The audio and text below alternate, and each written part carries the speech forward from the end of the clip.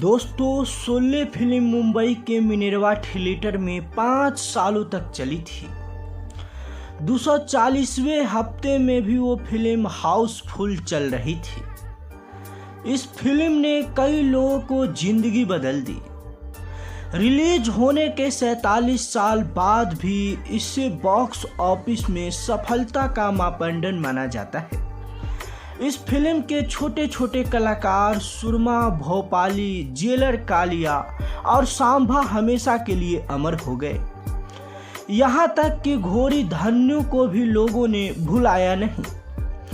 शेखर कपूर ने इस फिल्म पर टिप्पणी करते हुए एक दिलचस्प किस्सा सुनाता है।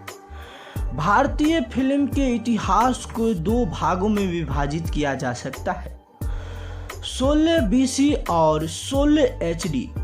इस फिल्म के एक बी ग्रेड कथानक को एक बड़े बजट ही भव्य फिल्म में बदल दिया था। इस फिल्म ने भारतीय फिल्म उद्योग को इस बात की भी सीख दी थी कि किस तरह से एक फार्मफुल फिल्म को क्लासिक फिल्म में तब्दील किया जा सकता है। विज्ञापन की दुनिया की मशहूर हस्ती पीयूषी पांडे ने इस फिल्म ने भारतीय फिल्म उद्योग को इस बात की भी सीख दी थी कि किस तरह से एक फार्मफुल फिल्म को क्लासिक फिल्म में तब्दील किया जा सकता है। विज्ञापन की दुनिया की मशहूर हस्ती पीयूषी पांडे ने इस फिल्म को इस देश में बनी श्रेष्ठ फिल्म करार दिया था। शोले के प्रशंसक इस फिल्म को 50, 60 और 70 बार देखने का दावा करते थे। लोगों को गब्बर के हथियार लीडर तक नाम याद हो गया था, जो पर्दे पर मात्र 30 सेकंड के लिए आता है।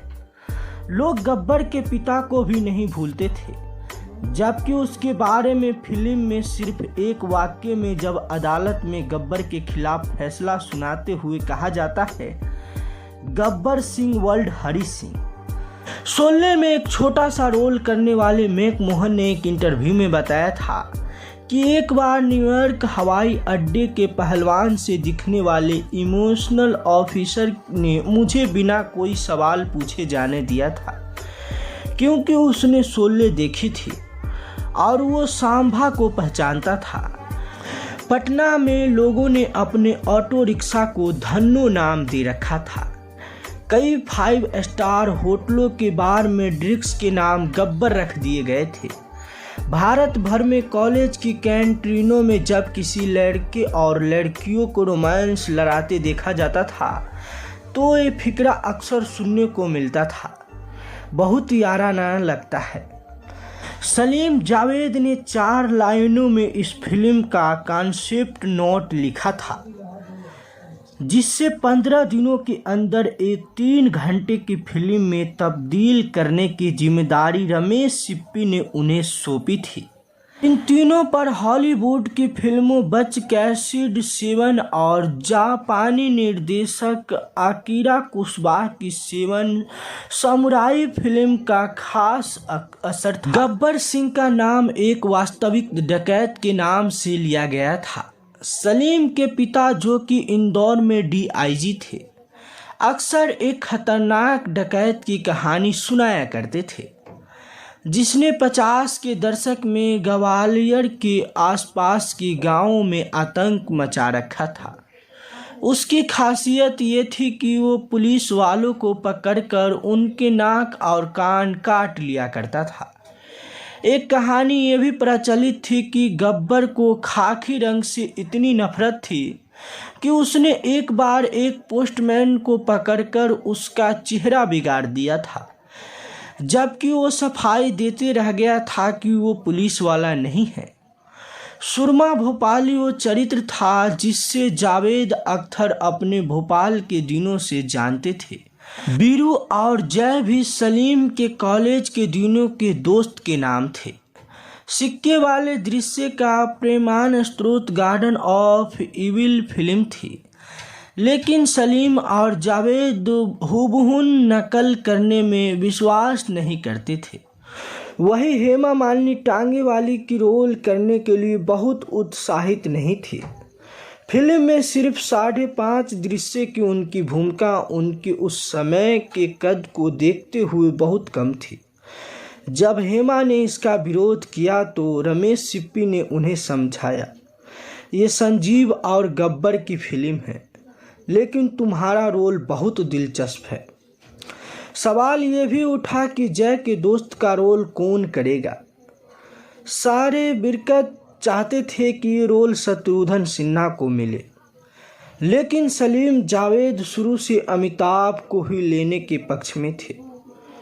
वो शायद भारत के अकेले व्यक्ति थे जिन्होंने अमिताभ की सुपर फ्लॉप फिल्म रास्ते का पत्थर 3 बार देखी थी और वो पूरी तरह से इस बात पर यकीन कर चुके थे कि अमिताभ में बहुत संभावनाएं हैं। उधर बाद में अपनी आवाज़ के लिए मशहूर हुए अमिताभ बच्चन को ऑल इंडिया रेडियो ने सौर परीक्षा में फेल कर दिया था और अपनी शुरू की एक फिल्म रेशमा और शेरा में उन्हें एक गूंगे व्यक्ति की भूमिका निभाई थी। लेकिन प्रकाश मेहरा को जंजीर में अमिताभ को लेने के लिए राजी कर चुके। सलीम जावेद का अमिताभ बच्चन में विश्वास अडिग था। उधर रमेश सिप्पी ने भी अमिताभ की बॉम्बे टू गोवा और आनंद फिल्में देखी थी और उनसे प्रभावित हुए थे। अमिताभ ने धर्मेंद्र से भी कहा था कि वो इस रोल के लिए रमेश सिप्पी से उनकी सिफारिश कर दे। हालांकि ठाकुर के रोल के सबसे दावेदार थे प्राण, लेकिन रमेश सिप्पी ने तय किया कि संजीव कुमार उनसे बेहतर विकल्प है। हालांकि जया भादुरी को भी विधवा का जो रोल मिला था वो भी कागज पर बहुत ज़्यादा नहीं था।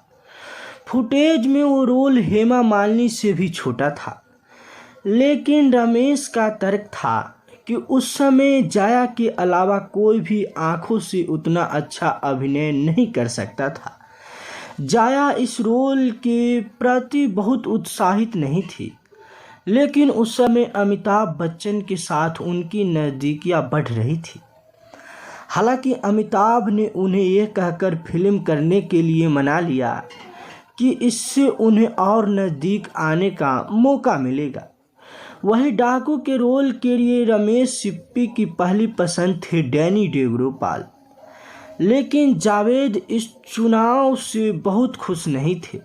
डैनी ने फिरोज खान की फिल्म धर्मात्मा साइन कर लिया था, जो फ्रोडा कपोला की क्लासिक गॉडफादर पर आधारित थी, और वही डैनी दोनों फिल्म में काम करना चाहती थी। उन्होंने अपने सचिव मदन अरोरा पर इसका हल निकालने की जिम्मेदारी छोड़ी। मदन ने फिरोज खान से अपनी शूटिंग आगे बढ़ा देने का अनुरोध किया, जिससे फिरोज खान ने माना नहीं। मदन, फिरोज और रमेश ने इस पर बहुत माथापच्ची की, लेकिन इसका समाधान नहीं निकल पाया, बल्कि इस चक्कर में फिरोज खान डैनी से नाराज हो गए। तब डैनी ने फैसला किया कि वो गब्बर के रोल को न कह देंगे। यहाँ से अमजद खान की एंट्री हुई। रमेश सिप्पी ने उस समय के लोकप्रिय खलनायकों रंजीत और प्रेम चोपड़ा के बारे में सोचा, लेकिन वो उस रोल के लायक नहीं समझे। एक समय उन्होंने प्रेमनाथ को भी वो रोल देने के बारे में सोचा, लेकिन तब तक वो बहुत मोटे हो चुके थे और ये भी कहा जाने लगा था कि वो बहुत मूढ़ी हो गए हैं, इसलिए उन्हें भी ड्रॉप कर दिया गया।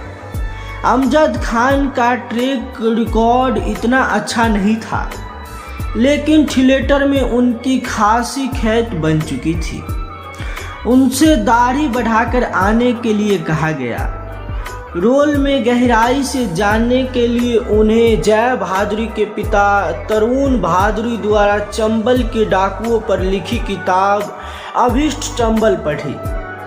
हालांकि फिल्म के स्क्रिप्ट को कागज पर उतारना जावेद का काम था, लेकिन उनकी राइटिंग इतनी खराब थी कि उसको पढ़ा ही नहीं जा सकता था।